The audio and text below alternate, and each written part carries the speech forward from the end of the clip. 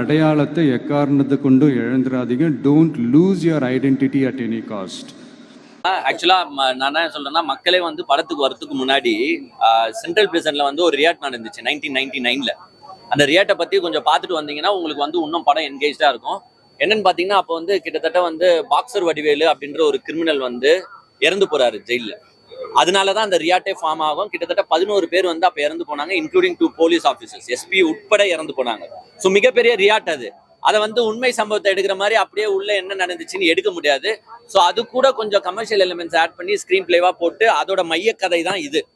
அங்க வந்து பாக்ஸர் வடிவேலு இறந்து போறாருன்னா இங்க யார் இறந்து போறாருன்னு பாத்தீங்கன்னா செல்வராகவன். செல்வராகவன் தான் ஒரு மெயின் அக்யூஸ்டா காட்டுறாங்க, கிரிமினலா காட்டுறாங்க. பட் இதுல மிகப்பெரிய பிரச்சனை என்ன பண்ணிட்டாங்கன்னா, அப்போ அந்த ரியாட் ஏன் ஃபார்ம் ஆச்சுன்னா, பாக்ஸர் வடிவேலுன்றவர் வந்து பெரிய கிரிமினல். ஸோ வந்து அந்த ரியாட் ஃபார்ம் ஆச்சு. இங்க செல்வராகவன் கேரக்டர் அதுல மேப் ஆகுதான்னு பார்த்தா சிங்க் ஆகல நம்மளுக்கு. ஏன்னா செல்வராகவனை அவ்வளோ பெரிய கிரிமினல்னு காட்டுற பேக்ரவுண்டையும் நம்மளுக்கு காட்டல.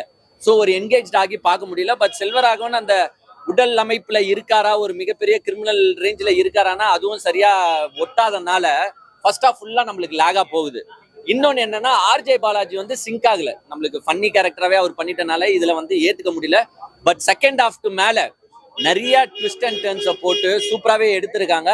யார் தான் அந்த வந்து செல்வராகவனை கொலை பண்ணாங்க அப்படின்றத வந்து ஒரு கமர்ஷியல் எலிமெண்ட்ஸ் ஆட் பண்ணி அழகா எடுத்துட்டு போயிருக்காங்க. Hats off to the director. ஏன்னா ஃபர்ஸ்ட் படமே வந்து இவ்வளோ பெரிய ஒரு சப்ஜெக்ட், அதுவும் ஒரு உண்மை சப்ஜெக்ட் கூட கொஞ்சம் கமர்ஷியல் எலிமெண்ட்ஸ் ஆட் பண்ணி பண்ணுறதுலாம் மிகப்பெரிய விஷயம் தான்.